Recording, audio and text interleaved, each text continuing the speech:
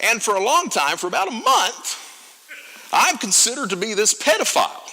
And let me tell you, there's nothing worse in federal prison than for people to think that you're a pedophile. It is your ass almost every single day. So you try to avoid being alone with people. But after a month, I didn't have to worry about that because Wired magazine came out, and I was in that magazine, and it says all about Brett Johnson being this credit card and identity theft and cyber criminal guy. Of course, it also said Brett Johnson, Secret Service informant.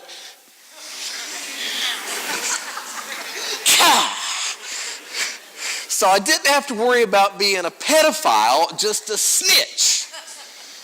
So the warden calls me in, and he's like, Brett, do you feel safe on the compound? Well, if you tell them you don't feel safe, they send you to the hole. That's their solution for that. Well, I had just spent 7 months in the hole for the escape. I'm not looking forward to going back. So I'm like, yes, sir, I feel completely safe.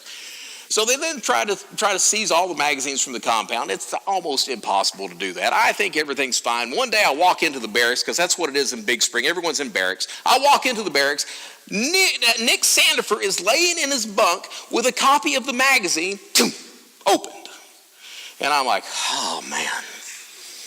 So I walk up to him. I'm like, hey, Nick, what you doing? Oh, just doing some reading. Anything interesting? It's getting that way. I'm like, well, let me save you the trouble. So I take the magazine, I turn it over, and I was like, read that. And it says, Brett Johnson, Secret Service informant. He's like, oh.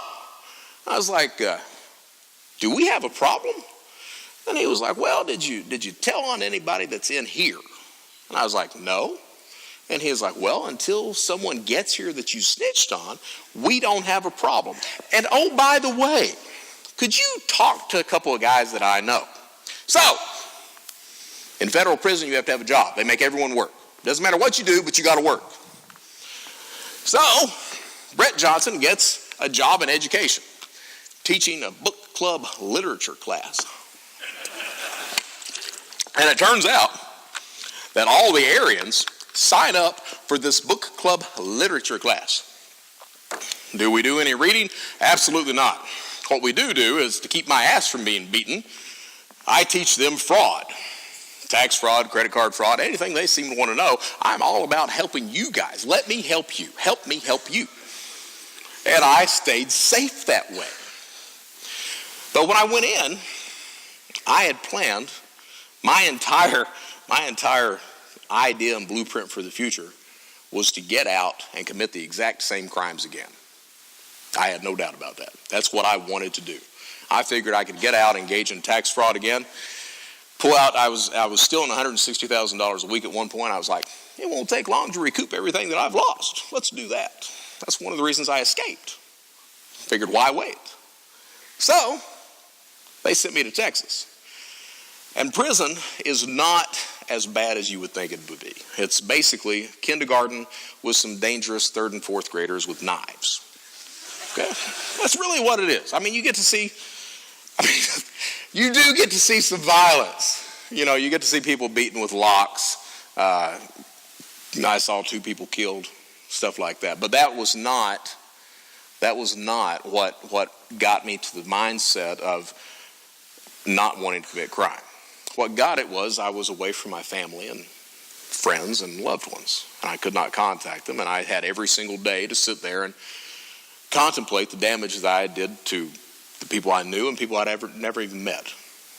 It took about 22 months for me to realize that, and I had always justified my crimes by saying, well, I did it for my family, or I did it for my wife, or my sister, or my stripper girlfriend. It took about 22 months for me to come to the conclusion, well, no, I did it. I committed crime because I chose to commit crime. I'm the master of my own fate. So I got out of prison with no intention at all of breaking the law. I was on 3 years paper. That's what they call probation. Could not touch a computer. First job I got was driving a taxi. I was allowed to keep that job for 6 months. It was a probationary period. After that, you had to get a license. They don't give licenses to felons, not taxi licenses. So I had to drop the job. So I went unemployed. No money coming in whatsoever. And that lasted, I guess that lasted probably 6 or 8 months. Just borrowing money from my dad, my sister, just trying to make ends meet. Had a roommate that would take care of half the rent as well. Had food stamps coming in. I'd get my monthly groceries on that. And I got to the point where I didn't have any money. I had a small cat, and I had enough money to buy the little fella food, but I didn't have any money for toilet paper. And the guy who used to steal $160,000 a week ends up shoplifting toilet paper because he didn't have money to buy it. And that was the first real crime that I committed post-release. And I was fortunate. You see, when you leave prison, you leave with the exact same tools in which you come in. So I dated the same type of women that I used to date. I was fortunate that my wife found me. I didn't find her. She found me. And I got a job.